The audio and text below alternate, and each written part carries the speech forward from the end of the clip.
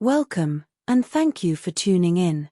In this video we will be looking at the global media response to Max Verstappen's heroic USGP performance at COTA in Austin, to see how the world reported on the masterclass he delivered at the United States Grand Prix. And what, if anything, they have to say about how this will shape the future of Formula One. Naturally, we started in the USA, where it all kicked off. Now we are not proficient enough to explain why after changing our Google search setting to the US region only one of the top results was from an American media outlet, the New York Times, so if you have any knowledge on this please let us know in the comments. But we do know the BBC is featured because it is the biggest news source and F1 on their part are the host. Race Fans and Motorsport magazine are UK-based, so they may be appearing because we are UK-based but we don't know. So, if our visitors from outside the UK would like to do a similar search and let us know the types of media sources that pop up, then we will all be wiser for it. Thanks. Back to the review. As you can see, the official Formula One website has been quick to amplify Max's belief that he now has a real chance of winning his fifth in a row.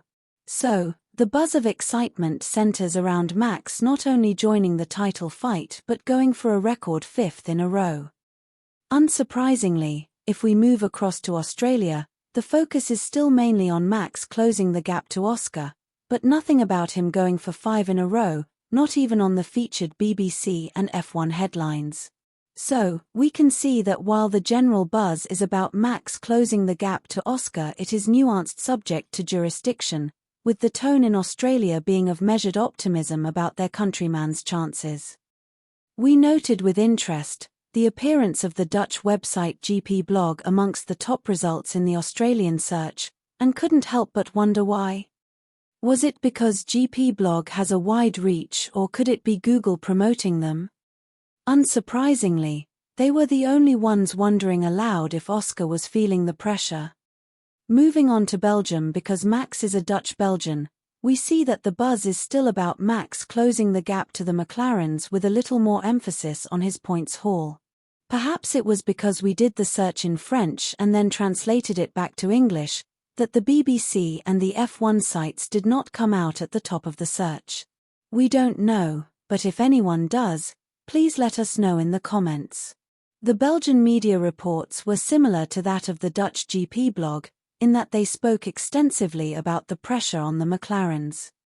Next, we popped across to Germany, Max's possible destination after Red Bull, with Toto Wolff having made clear how thirsty he is for Max's juice.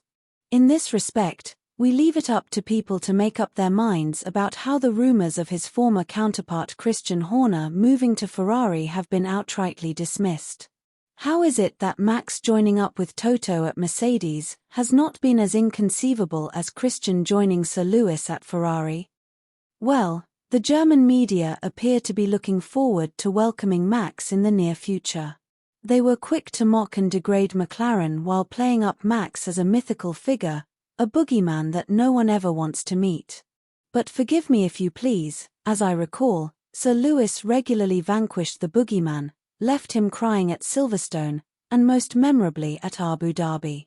Charles Leclerc has similarly dispatched of the boogeyman, most memorably in Bahrain 2022, and Silverstone 2019. But then mythical creatures are figments of imagination.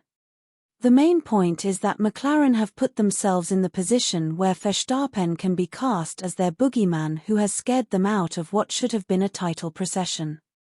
Last but not least, ladies and gentlemen, is ours, McLaren's and Lando's homeland, the United Kingdom. But before going further, if you are enjoying this video, we invite those of you who haven't yet done so, to like, comment, share, subscribe, and click the notification icon, to be notified when the next one is uploaded. We'd also like to urge those of you who haven't yet done so, to sign our online petition for an inquiry into the BBC and Channel 4's coverage of Lewis Hamilton and Abu Dhabi, which we have amended to include Gary Lineker's sacking by the BBC.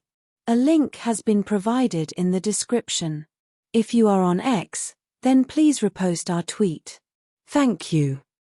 Back to the media coverage of Verstappen's heroics at the USGP.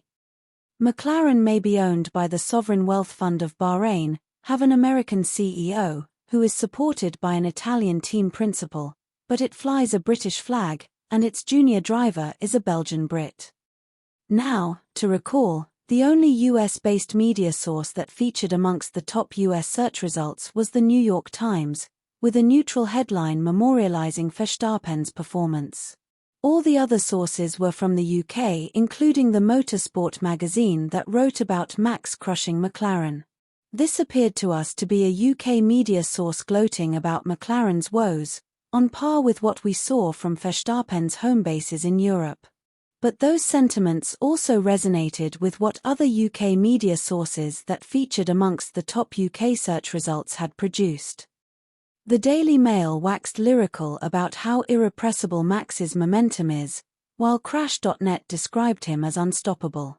Conspicuously absent was the quiet optimism that the Australians had for their national.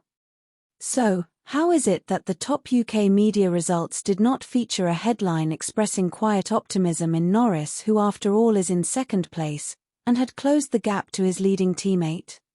Is it because they love the Dutch more than the Brit?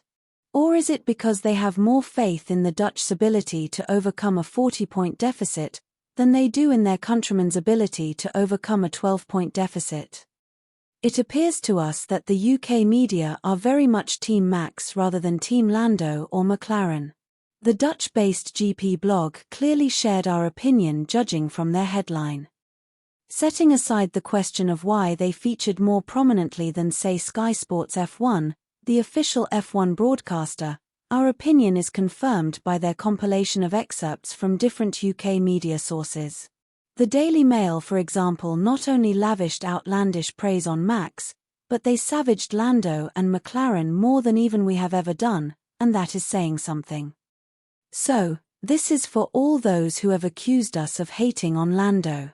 Here we have the Daily Mail attributing the collision between the two McLaren drivers during the sprint race to nerves, when it was deemed a racing incident because it was down to Oscar being tagged by Nico Hülkenberg as he was finishing off an overtake on Lando. Now, why would a British media source lie to degrade a British team, its British driver and his Australian teammate, just to gas up a Dutch driver? By their own admission, running at the front of the championship is not easy, and neither McLaren driver had been in that position before, so why pile on the pressure? They piled on more pressure by degrading Lando's driving skills and describing him as squeamish, which is something we agree with and have been shouting from the rooftops since forever, but at the same time they gassed Max up as good at wheel-to-wheel racing when we all know he is terrible at it.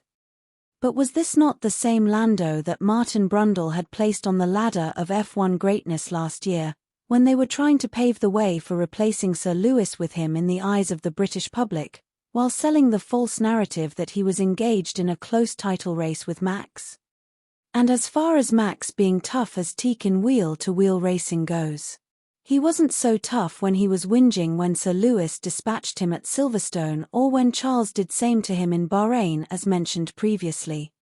We have also shown in several videos how this season Oscar has wiped the floor with him in close quarters racing in Miami and Saudi Arabia for example, and how this inspired Lando to follow suit, and do what he was not able to achieve last season, which was to get ahead of Max. So, what is the Daily Mail on about? Another British media carrying water for Max ahead of Brits, is our dear BBC, fronted by the one and only Andrew Benson, who would have us believe that Oscar has been struggling for the last 3 races.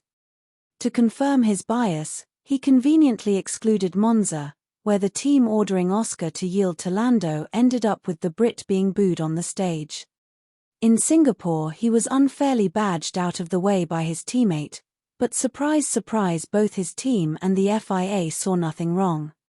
We have contended that the blip in Azerbaijan was more likely down to McLaren messing around with his settings or his head than anything else.